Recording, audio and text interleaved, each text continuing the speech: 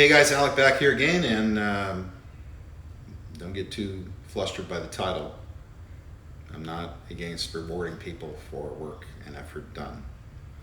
It's just that what I am against is giving bonuses. So what do I mean by that? Bonuses can be very subjective. You could decide to give the same bonus to everybody because you feel you're going to hurt somebody's feelings. You may not give any bonuses because of economic conditions, and use that as a reason for not to give bonuses. Bonuses can be because they can be very subjective. When people talk, and they will talk, when they find out others have gotten bigger bonuses than they did, but yet they feel they worked harder, or they should have received more than the other, it can create bad blood and problems internally. And there's no need for that. So what should be done instead is some kind of program where we take as much, if not all, of the subjectivity out of the analysis and the evaluation of people. And we incentivize them to do certain things to achieve certain goals.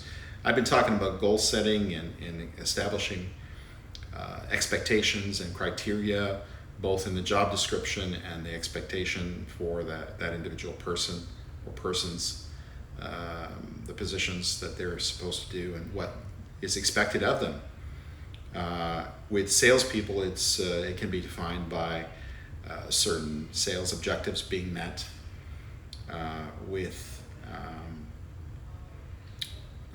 operational people that are out in the field, you can use such criteria such as jobs coming in under cost, and then penalizing them if jobs are over cost where they had control of the situation. It wasn't something that was out of their control.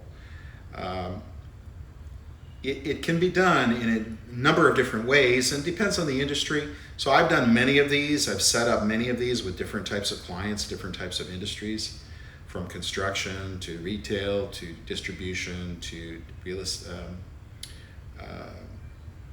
to structural contracting and various types of other industries, where each one needs a little bit different objective and approach. And there's no one size fits all, like as many things happen in the world. There's no one size fits all. But that's why incentives are better, because everyone is clear on what criteria they're going to be measured on. And if they don't achieve what they're supposed to achieve, generally they can't blame anyone but themselves. And then if someone gets more money than they do, then they understand why and what they need to do to improve that situation later on. Now, in terms of how frequently you should do some sort of incentive payout, I would recommend a maximum of 3 months, so quarterly. And depending on the industry, if you feel that your people need to be more motivated to achieve certain objectives so they can make more money more frequently, then maybe you want to cut it down to a month. So you would do that by specifying certain profit targets, and anything above the profit target that is hit overall, everybody gets usually some percentage of what's in excess of the profit objective. So in other words, if you say, let's say we have to reach profit X, and for every dollar past profit X that we achieve in profit during the time frame that you're measuring for the incentive, maybe you split that 50-50 between the company, and then the other 50 goes into a pool, and then you split that pool based on people's performance. And that can be done with in a number of different ways. But this is just to give you an idea of what can be set up in place. And you can go ahead and do that just through what I'm mentioning in this video.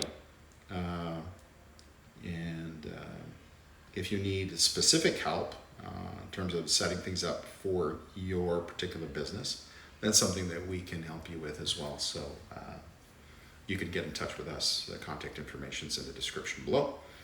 And that's all I wanted to discuss in this particular video.